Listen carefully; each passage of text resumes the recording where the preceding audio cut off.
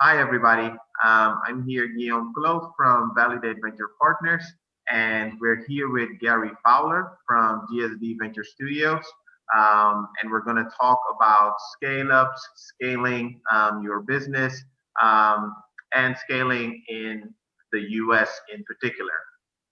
With that being said, Gary, could you give a short intro on who you are, what you do, and a bit about GSD Venture Studios? Yeah, sure. My name's Gary Fowler, and I'm a serial entrepreneur and investor. I've done 17 companies. I've been involved in 2 unicorns. I was on the original management team of Click Software, which is sold to Salesforce for $1.35 billion, and also Yva.ai. I co-founded it 5.5 years ago. It's a $1 billion AI HR tech company I founded with Dr. David Yang. You know, I love artificial intelligence and quantum computing. I've written 158 articles on AI, quantum, and entrepreneurship over the last year and 4 months, something like that. So I'm located in Silicon Valley. GSD Venture Studios is my company.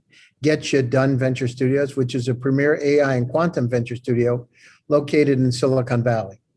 So it's great to be here. And GSD looks around the world looking for companies that want to go global. And what we believe at intellectual capacity is evenly spread around the world, but opportunities aren't. And that's really where GSD comes in. Okay. All right. And if in your experience, when you're looking at a startup, what are the most important components that you actually look at within a startup? First, your take on when you're looking at it from an investor point of view, and when you're looking at it from, I'm going to join this startup. Yeah, so I mean, what we look at is, number one, is a team, because if you don't have the right kind of team in place, the probability of success is not high. So what does that mean? Do they have the grit? Do they have the resilience to be able to get it done? Do they have a positive attitude? You know, it's not about, oh, I don't know, maybe we'll make it or not. The other thing is I look at what kind of a mix on a team. A lot of time, the founders are technologists. They don't understand sales and marketing, business development. They don't have the right kind of network. And we look at, there's really 3 pieces. One is you need to have an intergenerational team. You need to have that cultural diversity in order to be successful. And you also need to, I'll tell you what, I got noise in the background. Can we restart again? Oh yeah, so basically right now we're just rolling with everything, and we'll just cut out the pieces. Let me just, my wife put on the, I'm at my house in California and she put the dryer on, so I need to shut it off. Okay, not a problem.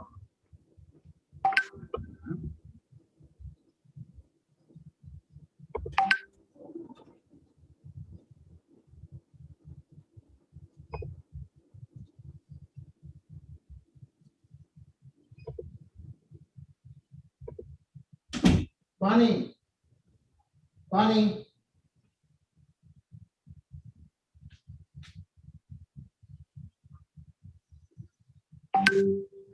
Bunny.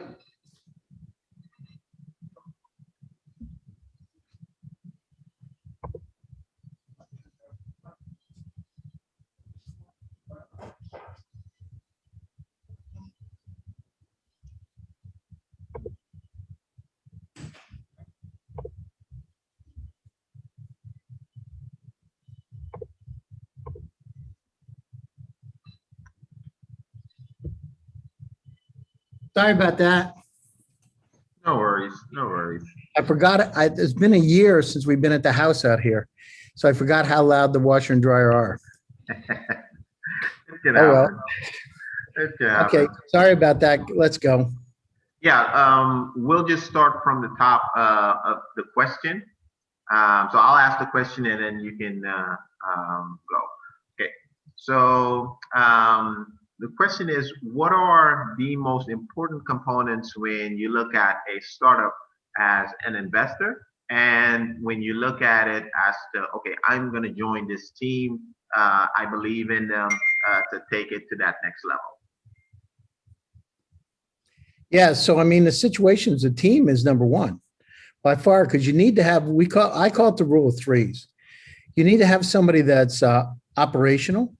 You need to have a technologist, and you also need to have somebody that's charismatic that can really lead the team. Because part of this is showmanship and how to be able to convey your message and connect with the audience. So that's really important. The other thing is you need to have cultural diversity, intergenerational teams. Being myself, so my grandmother is African American, and and I came from a very interesting background: Greek, African American, and German English. So like a mongrel, I guess. But it gives you a different perspective, because you need to think differently when you're looking at this. You need to be able to look at an idea from an entirely different standpoint. And when you have intergenerational teams, let me focus on that for a second. It's really important, because if you have that experience and knowledge, you have those connections to be able to pull it off, because trust is really important when you're doing a company. Do people trust you to give you money to help that company grow? Then at the same time, decentralized teams. It doesn't really matter where you get your, we work a lot in Nigeria, Kenya, Zambia, South Africa, Latin America, Russia. Where can you find a talent can actually build that team? And you've got to think of this in a different way than we've ever done before, because it's about bringing the pieces together. The Germans have a phrase, Gestalt, the sum of the parts equal the whole. So that's important. And those components, the rule of threes in terms of the team, we look at the team first, that we look at, do they have any revenue? Because if they have some revenue, we believe that they have product market fit. Yeah. And they can work together. Okay. And this is actually a topic from one of our earlier events with a discussion panel that we had. If we're looking at the statistics, you can almost say only 2% of VC investments go to female-led startups. And we had a panel a couple of months ago where I was speaking to a VC, where he actually said, like, hey, whenever we want to host a pitch competition or something for startups, we're actually looking for female-led startups, but we can never really find them. And then a few other actually female VCs chimed in as to one of the biggest things that kind of happened is that, at least what they noticed, is that females, and I might be sounding a bit general, but females, they want to make sure that they cover all of their bases before they want to go to raise capital. So they're slightly more hesitant to go for funding. What has been your experience on that front? I mean, the thing is, there's always excuses, right? But I can tell you, half of my classes in my accelerator in Russia were female entrepreneurs. We encouraged it. And once we started to build up the pipeline, one is to seed it. I work with the urban community in the US. It's, can you seed it and can out and lead by example? So once one of the female entrepreneurs has success, 10 more come in.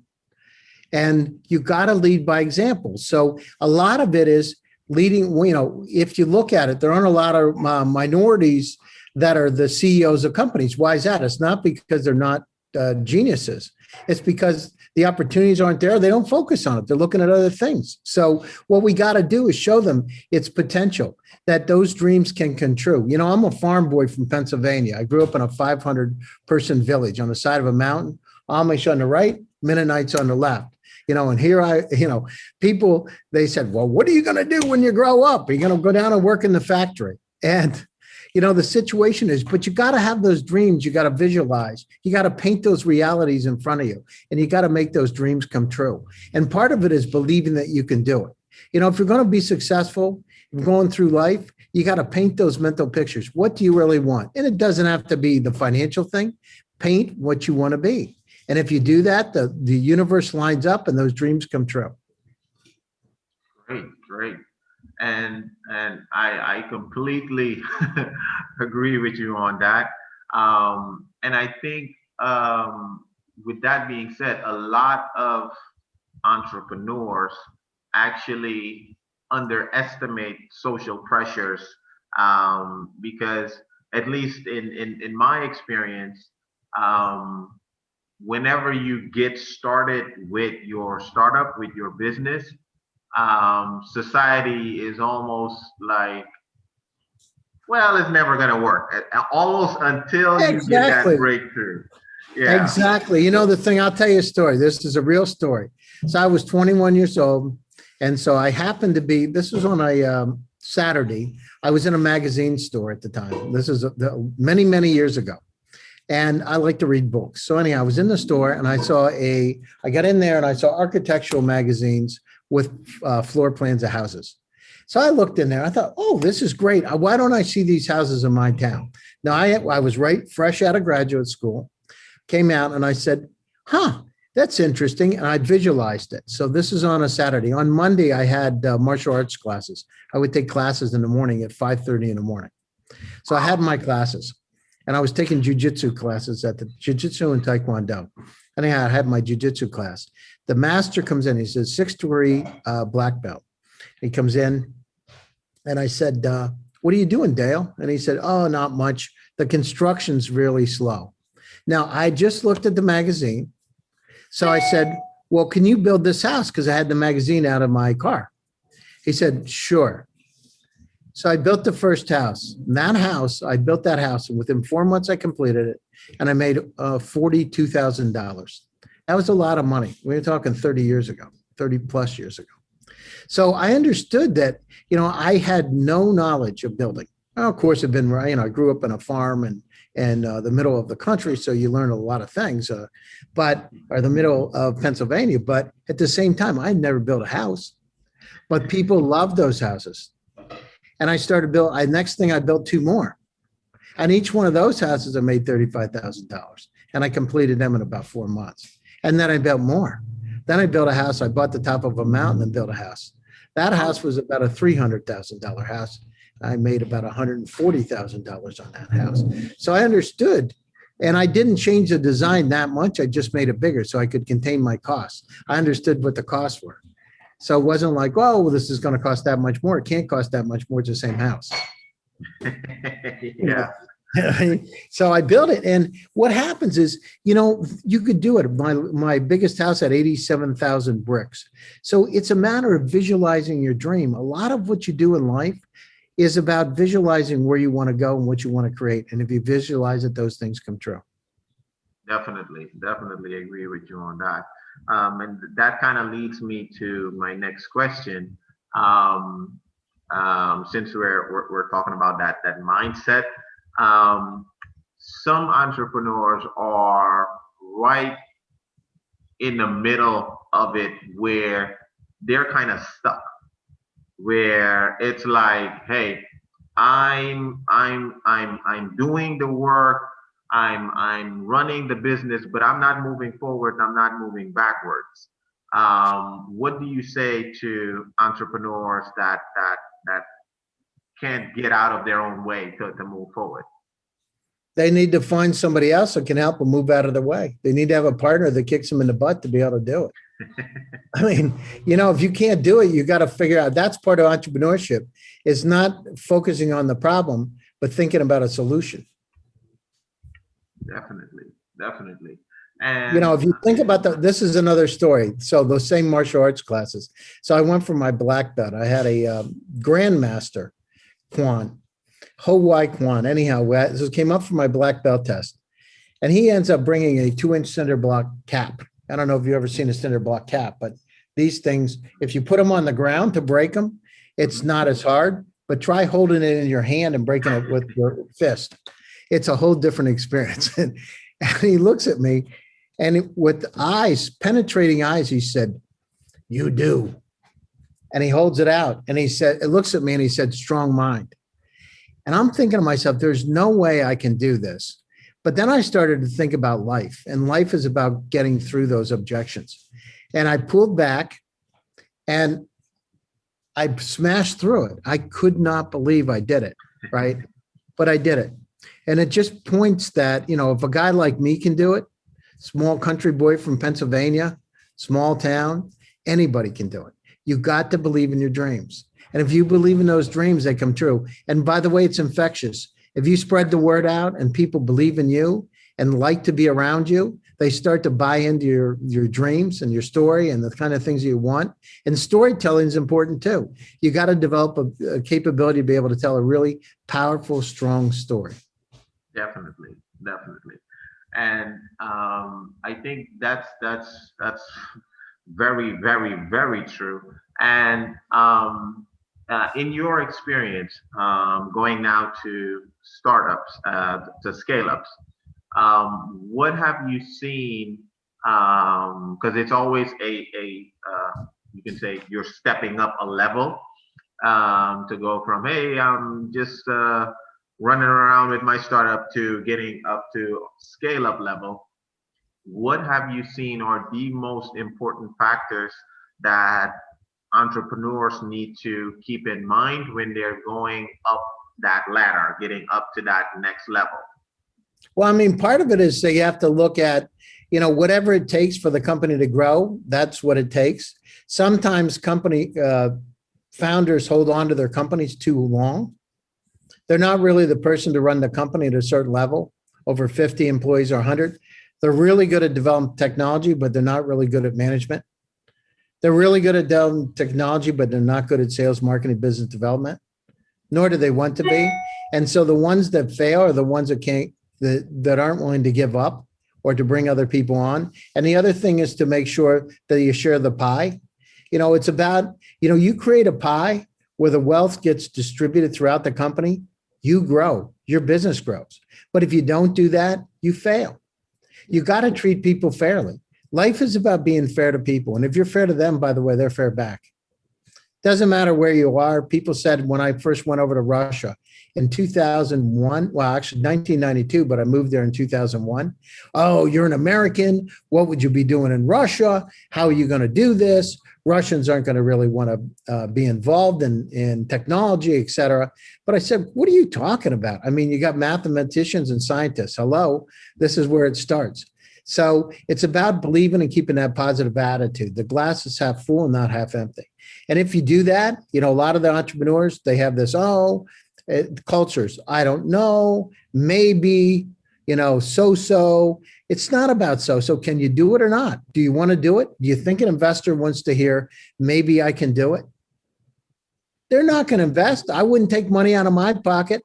Would you? If somebody said, maybe I can change your oil, but I'm not sure, here, give me $50. Hello, you wouldn't do it. It's you got to believe in yourself, because if you don't believe in yourself, nobody else is going to do it. Look at yourself. I tell my startups, the founders, look at yourself in the mirror every day. Do you want that person to succeed or not? Do you want to be successful or not? Do you want to grow or not? If you can answer those questions, then you're the right kind of person. At the same time, you got to understand, share the pie, be fair. Because if you bring people in and you share the pie, they want to work with you. If they know you're going to look out for their best interests, they take care of yours. And that is actually a very interesting point, because here in Europe, actually sharing the equity pie is, I wouldn't say it's a new concept, but Europeans are a bit more frugal when it comes to sharing the equity pie compared to our American counterparts. What has been your experience on that end? I mean, they're frugal, and they're very, they want to have all the T's crossed and the I's dotted. But there's a reason why those Europeans moved to Silicon Valley. Yes. You know what I mean? It's because of that. It's a situation is, if you're stifled, you need to move out and move into an environment that's enriching. By the way, it's moving out to Miami and to Austin, Texas, and other places now, and being more decentralized. But still, Silicon Valley, in 100 years, they're going to say Silicon Valley was the Athens of the information age, because this is really where it starts, right? And good, bad, or indifferent, there are people from all over the planet that come here because they have dreams and want to make those dreams real. And by the way, there's investors in Silicon Valley. About half of the investment in the world from all over the world still have offices located there because they want to look for the best deals and they want to be part of the dream. That is very true, because I recently came across a report where even here in Europe, if we're looking at the most recent unicorns, usually there was some Silicon Valley investor involved somewhere. So yeah, absolutely, yeah. Because it's about connections too. If you're in Silicon Valley, this morning I was with one of the most maybe the most well-known investment group in the world, right at the very highest level, and his chief of staff. And I mean, it's just about the connections, about the connect the dots. What do we talk about? We talked about he had started a company many years ago, and I happen to know his partner in that company. Those are the kind of things that we discussed. It is about connecting the dots, about trust. And have you made people money? Because guess what? If you made people money before, they're way more likely to invest in you. Very true. Very true. And have you seen, because now the pandemic is winding down, what are the takeaways that you kind of learned from, you can say 2020, when everything was shut down, everything was kind of in limbo, compared to 2021 when things are slowly starting to get back to normal, if we can say that? What's normal? Yeah. So, not having a roll of toilet paper was not normal, let me tell you. Whoa. Isn't it funny? We get down through, we have quantum computers, we have unsupervised AI, all kinds of, we go up to the moon, we're going up to Mars, but we can't get a roll of toilet paper because we don't have insight into the supply chain. Yeah. It's amazing. And meat. And how fast society changes in a matter of months, right? From, all this sophistication to we're back to basics, and how much water do you have in your house? Yeah. Yeah. So, I hope as we come out of this, the people understand compassion at a different level, and we've become a bit kinder because we've understood, we've had family members have died from COVID. We understand some compassion, and we can bring that out. From my standpoint, during the pandemic, what I did is I did about 500 podcasts and wrote a lot of articles, over 158 articles in total. And, part of that was, I guess, 15 months worth of, it was a little over about the time of the pandemic, actually. So it was about, what do you do when the pandemic was here? This is keep it simple. What do you do? People aren't going to be going out of their houses. They're going to want to connect with other human beings and just talk. And Zoom allows you to be able to do that. So why don't you get on Zoom calls, and why don't you do podcasts and get it out there? Because people are going to be sitting in their houses and they're going to want to listen. Right. And then once the pandemic's out, that contact's online. So what do? As soon as you get into a meeting with them, when you do it online or you talk to them, they check you out on Google. They Google search your name and they say, who's this person? Yeah. And so this is like not, I'm a country boy. Listen, I grew up on a farm, black and white. If it was tall and black and white, it's probably a cow. Keep it simple. So people are, when you go online, people want to look at who you are. They want to see who you are. They want to trust. They want to see that you're an expert in whatever kind of area that you're involved in. And at the same time, they're going to check your contacts and friends. They want to make sure you're fair and just and right. And do they like you or not? And if those kind of things are right there, the probability of success is high. And as I said, storytelling is critically important.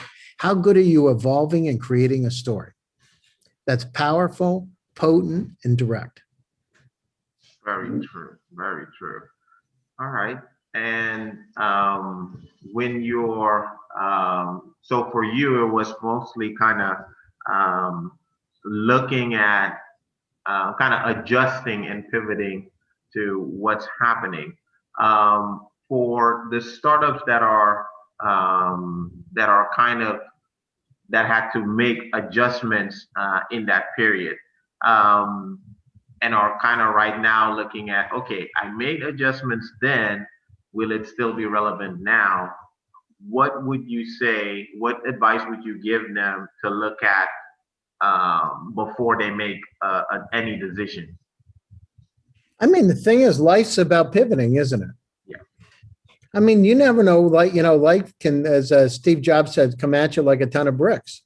It's a matter of pivoting and moving a different direction. If you're driving down a road and you got to make a U-turn, is that about failing? Or is that just about doing the right thing and course correcting? But life's about that. So the key is to keep an open mind, to understand, continually do customer discovery. Understand what your customers want. Are they willing to, as my friend Bob Dorff and Steve Blank say, grab that product out of your hand to buy it? When you get to the point to ready to grab it out of your hand to buy it, you hit product market fit, and but it's evolving, it changes. You got to listen to your customers. God said, he gave you these ears and a mouth for a reason. He wants you to listen. Yeah, that's very true. Okay, and now going into, we talked about the tips. Now let's look at what are common mistakes that you see scale-ups actually make when expanding too quick or whatever? Well, they believe their own BS. There's delusional. They become delusional. They think they're right. And I've done it myself. So I'm one of the ones. I remember with my second startup, I thought I knew more than my customers, that I was a Steve Jobs. Steve Jobs is a rare exception of somebody that got it right. Not a lot of Steve Jobs out there. But so I didn't listen to my customers. I made something. It cost me $1 million. It was $1 million mistake. And I ended up having to sit on it for 3 years because I didn't listen to my customers. I thought I knew more than the customers, and it wasn't the case. And the situation is, listen to you. So first is listening to the customer. So that's door number one. Door number two is scaling up. You got to make sure you've got runway to be able to sustain your company. You got to be frugal, right? It's not about not being fair, but it's about being frugal, to be able to squeeze the most amount of money as you can out of that dime or that euro that's out there. You're able to squeeze it so you can get the most out of it.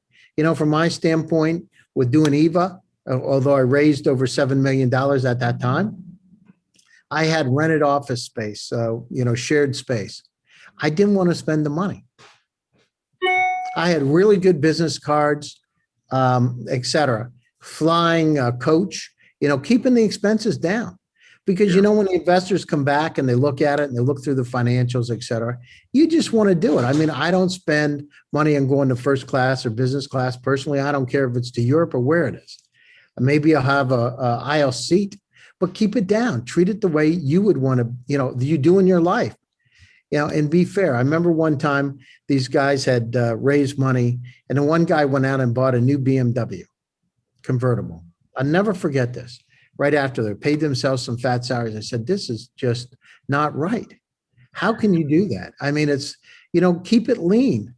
Keep your salaries lean. Stay hungry. Show the investors that you're out there working for them, because it's their money. When I invest in something in a company, personally, I want to make sure that people are, treating that money like it's theirs in a positive way. They're being frugal with it and they're using it in the right way. And you want to make sure when, one of the big mistakes that founders do is that they don't raise enough money, and they're always in a point of money raising, so every 6 months they're raising money. They have no time to focus on their business because they're doing the pitches all the time. Guys, you need to have 18 months from my standpoint, 12 to 18 months, better 18 months of runway going out there. Give yourself some time to get to those next levels. Yeah. I think that definitely is very important, because usually with entrepreneurs, it's pretty much what you said, believing their own BS. Yeah, that's exactly. Isn't it true? Yeah. They're telling you something and say, dude, are you serious? You know what I mean? And it's like, I remember one time I met this scientist. And this is an example. Now, this is a scientist, and He said, I've invented this new battery that lasts 6 times longer than lithium ion. Great. And now he's a professor at the time from another country, probably making $500 to $1,000 a month. Now I said, I estimate this to be a $40 billion industry, and I'm going to have 90% of it. Really? So he's got a $36 billion company. Now, if somebody wants to invest in my company and give me 10 million, I'll give them a percentage of whatever that 36 billion is. And that's what they get. And that's how he did his math, and he stuck to it. Now I'm looking at him and I said, wait a second. What's wrong with this picture? No. And you got to set realistic expectations. I remember Alan Greenspan many years ago said irrational exuberance. Well, that's kind of like what happens with startup. They get irrationally exuberant and a little bit delusional. Set realistic expectations. And when you're doing it, don't BS your investors. Make sure when you talk about how things are going to happen, sales, marketing, business development, especially sales, make sure you're realistic. And it's better to over deliver and under promise. So remember that, startups, make sure to go down through and over deliver and under promise, because it makes them feel a whole lot better than if you don't make your objectives. Very true.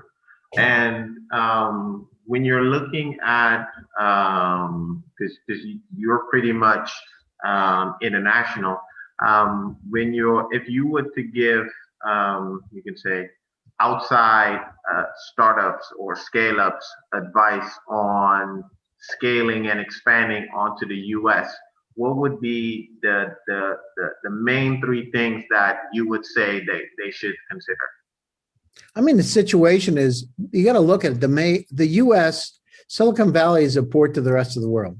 So if I want to raise money from Amsterdam, the Netherlands, if I want to raise money from all over Europe or Africa or Russia or Israel, anywhere, they probably have a representative office here in the Valley. Now, again, this is a farm boy coming out to me. If I'm going fishing in a pond, I go fishing where there's fish. Yeah. I don't want to go to some pond where there's no fish. Yeah. Well, if somebody says, there's a few fish in there, this pond is stocked, which one do you go to? Yeah. So this is like simple stuff. So if it was me, that's what I would do. And so from that standpoint, so that's door number 1. So port to the rest of the world. Door number 2 is your valuation is going to be a lot higher. So coming to the Valley, one of the things valuations are a lot higher, and you have a chance to network and develop those relationships. They're going to help you become a $1 billion company. When we brought Click Software from Israel, Click Software is a little tiny company as the Israeli Air Force, little tiny company.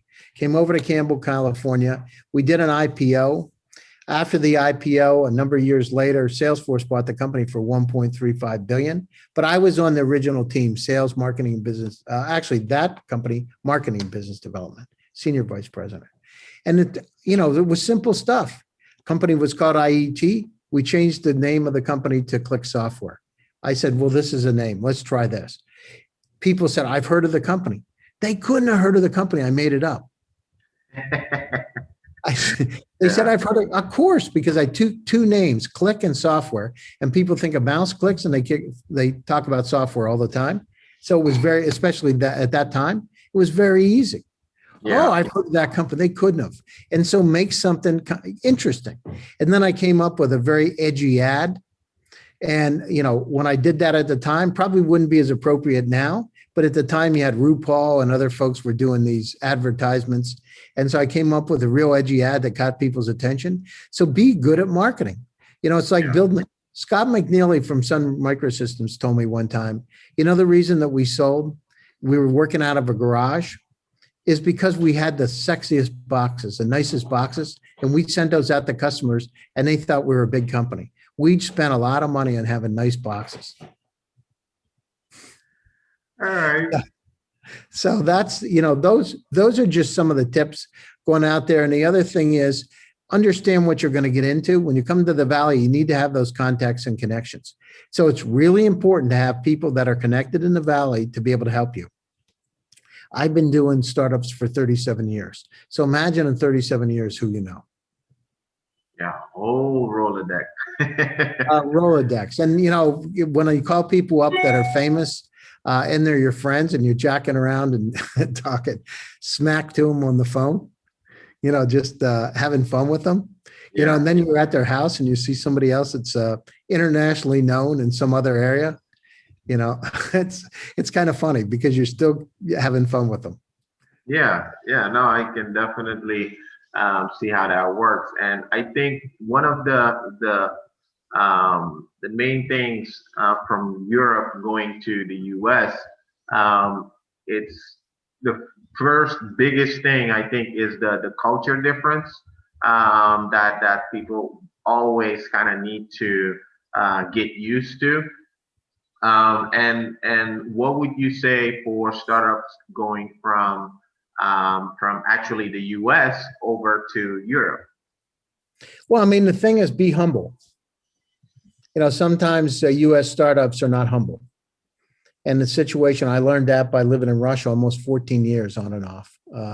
You know, you need to be humble and you need to listen and to understand the culture. There are vast cultural differences. I lived in Germany for a while and also in Amsterdam. So I was north, and I remember, you know, thinking about, wow, this is incredible. I've never seen anything as liberal as what I had seen in Amsterdam, ever. But you got to understand, you got to take it in the context of that culture. You know, what's the right thing to do? And you got to look at what the cultural boundaries are. Yeah. So some cultures, Russian culture, Ukrainian culture, Belarusian, they're not really good at talking about themselves. They're very modest. It's not looked upon positively if you start to not brag, but, you know, just say what you have, right? Yeah, if you toot your own horn. Yeah. toot your own horn, they don't want to hear it. So what you got to do is listen. Listen, you got to look at each culture has something that can really be additive to your own knowledge base. You need to take those pieces of that culture, of that person, of that company, and you need to incorporate it. My friend John Cow wrote this book called Innovation Nation, said, you know, life and learning is like an upside down pyramid. Because when you look at it that way, it's about, okay, for me, I had project management experience building my houses. And so that directly translated over to building companies. So if you understand, hey, listen, you need to put the foundations up, you need to put the framing in, you need to be sure the wire, you need to be sure the boxes are in, the alarm systems, all this stuff.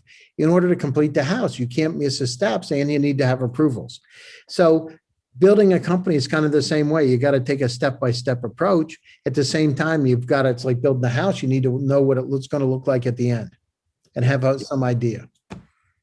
Yeah, I think you definitely hit it on the head, because there's a Dutch saying that kind of translates to, if you're being yourself, you're already crazy enough. So don't overdo it. Yeah, well, that's it. You know, and you got to learn too. Life is lifelong a learning experience. You got to learn. I know a couple of years ago, I want to learn about quantum computing.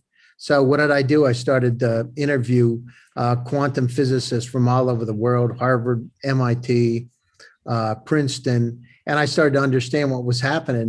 This is the beginning of a market. By the way, this is going to change everything, right? It's a quantum computer, by the way, audience, is 100 million times faster than a supercomputer. But what does that mean? That means that something would take 10,000 years on the fastest supercomputer today takes 200 seconds on a quantum computer, to put it in perspective. Now, think about this. So startups, you have data out there. The amount of data on the planet Earth today is 49 zettabytes of data. And what does that mean? That means if you took CDs or DVDs from the old days and stacked them one on top of another, it would go 35 times between the Earth and the moon. So we are in a state of infobesity. The challenge that each and one of us have today, think about it. I mean, within your own personal cloud, you have about 300,000 pieces of personal information, email files, folders. The entire web in 1996 was 257,000 websites. So you have more information in your personal cloud than the entire web. And the amount of information in your personal cloud is doubling every year, similar to the trajectory of the World Wide Web. In fact, in 5 years, you'll have 10 million items. Think about it. How many times every week does somebody say, I sent you an email, did you get it? Where did you send it? Right? I sent it 2 weeks ago. What's the next thing you say? Can you send it again? Yeah. Really, we're in a state of infobesity. So artificial intelligence, unsupervised and semi-supervised AI are needed to be able to help us make a difference, help us to understand the data around us. My belief is that we're going to have these intelligent assistants, not smart, but intelligent. They'll be kind of like having your mother if she was a genius, right? Which she probably is, but every guy thinks his mom's a genius. exactly. And to be able to care for you and love you and to help you make the right decisions. Right before this, I interviewed a doctor, medical doctor, and they develop artificial intelligence that is that kind of assistance for healthcare, right? So to help you, because doctors are the same way. They can't read thousands of journals, right? And they need to be able to make decisions on the fly. So, you call up as a patient, you need to have that kind of tool to be able to help you to understand what kind of things you have and also translate it to be able to convey that over to the doctor. So we're going to see incredible changes during a lifetime. Think about this too. If you look at it today, there are about 6 billion Earth-like planets in the Milky Way galaxy. And I don't know if you know this, but it's just, and my astronaut friend from NASA told me recently, quantum physicist, that there are about 200 trillion estimated galaxies in the universe, trillion. So it takes 6 billion Earth-like planets, which mean they're close enough to a star that they can have life. So we're going to be doing a lot of traveling at the same time. We have 8 billion people on the planet Earth today. 8.1 billion. That number projected by the end of this century is 13 billion. By 2050, we're not going to have enough food to be able to feed the population. We're going to have to double the food supply. But today, 26% of the problems with the ozone, et cetera, are because of livestock. And we can't double the amount of livestock. So we're going to keep it simple, stupid. We're going to need more plant-based protein. Yeah. Right? Water is going to become, it's already because of global warming. The average temperatures around the world could go up by 4 degrees by the end of this century. 4 degrees. 4 degrees is unheralded. It hasn't happened in the last 100,000 years. It doesn't happen in that short period of time. So we need to be able to, in order to live, we got to figure some ways ways to be able to help our environment. And we got to do that now. We got to figure out how to live better together and not to kill each other and do bad things, but really figure out how we can do things for the good. I'm very, very positive about humanity. I believe that inside of me that people are basically good and want to do the right thing, but it's about going out and caring and showing and helping to position that message to help, let them understand in startups, these are golden opportunities for you. So on one side, you're making the world a better place. On the other side, these are areas where people are going to want to invest. No, completely agree with you. And that kind of leads me to my next question. GSD Venture Studios is operational everywhere in the world. What do startups and scale-ups need to know about GSD Venture Studios if they want to enroll into the Accelerator part or get you guys involved in their business, to guiding them to that next level? So what do they need to know? Yeah, I mean, the thing is, we built this from our own experiences because you need to be part of that global network. You need to be connected at the right levels. So GSD Venture Studios came in to provide that missing link. At the same time, we take operational roles in those companies. So in the venture studio side, many times I'll become an operating chairman. My partner Derek will come in as the COO of the company, and we'll fill other roles. It's basically to have like a SEAL Team 6 approach. I mean, that's all we do. We build billion-dollar companies. And so when you do it, it's like if you're working on Ferraris all the time, you get pretty good at it. So that's what we do, and we use Silicon Valley as a port to be able to get the word out. Our background's also, my particular background is artificial intelligence and quantum computing, all kinds of ways. I've founded healthcare companies, et cetera. We love it because AI is the new electricity. Quantum computing is a turbocharger. and data is a fuel. Yes. And each one of those startups out there need to understand that. So from our standpoint, what we do is we make the seemingly impossible possible. We help to foster that dream to make it come true. And we do it by taking a very strategic and yet tactical approach to the company, because we've done it. I've done 17 companies. I've been involved through my accelerator, thousands of them. Okay, and what do companies need to know in particular to apply for the accelerator? Yeah, so the accelerator part, so on the accelerator side, the accelerator is to be able to give that, to be able to help them dip their toe in. Because let's say, well, typically people coming out our accelerator, it's not like a Y Combinator, it's not like a plug and play, it's not that kind of deal. The deal is real practical steps to be able to help you to be able to grow your company. And so it's a 10-week program. The 10 weeks is to be able to go down through and mentor them, to do introductions. We have a wide list of friends that are fellow venture capitalists. And by the way, family offices are really hot to invest in AI and quantum computing. But we have a wide list of those kind of folks that can basically, that are interested. So these are friends, essentially, that come into our accelerator. Many times, it's interesting because you'll have fairly famous, pretty famous venture capitalists and family offices. I have one guy, he said, "Hey, my name's Bill. Nice to meet you." And he's doing his intro. "I spent a little bit of time in the Navy. I'm now a venture capitalist." What he didn't tell you, he was a number 2 guy in the US military and a 4-star admiral. So they become very humble when they come in, and their whole thing is they're looking for companies that really fit the profile for their venture firms or for those family offices. So, and they're friends. Like I said, we've been around the block a long time. We have a lot of those connections. So what they're going to get out of it, typically what they say is, companies that come out of our accelerator typically say that they're 2 years ahead of where they would have been by not doing it. And from my standpoint, it's not, from my standpoint, a big money maker. We put more money in than it costs to run the program. And the reason that we do that, or we put more money in than we get out of the program. And the reason we do that is because we're looking for those companies that can fit the profile to become a portfolio company. Is to be able to curate them. We get a chance to know who they are, the kind of things they want and do, and that kind of thing. So that's what we get from our standpoint. And the idea is to be able to grow the ecosystem around the world. We're working in 24 countries right now. We have 5 companies in Africa today that we're working with. We have companies in Latin America, Europe, all over Europe, Russia, et cetera. But remember, intellectual capacity is evenly spread and the opportunities are. Our job, our situation is to provide those opportunities using Silicon Valley as a port.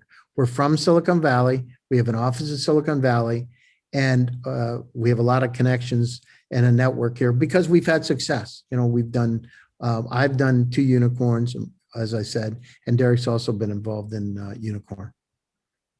Okay, awesome. I think with that being said, I can stop the recording.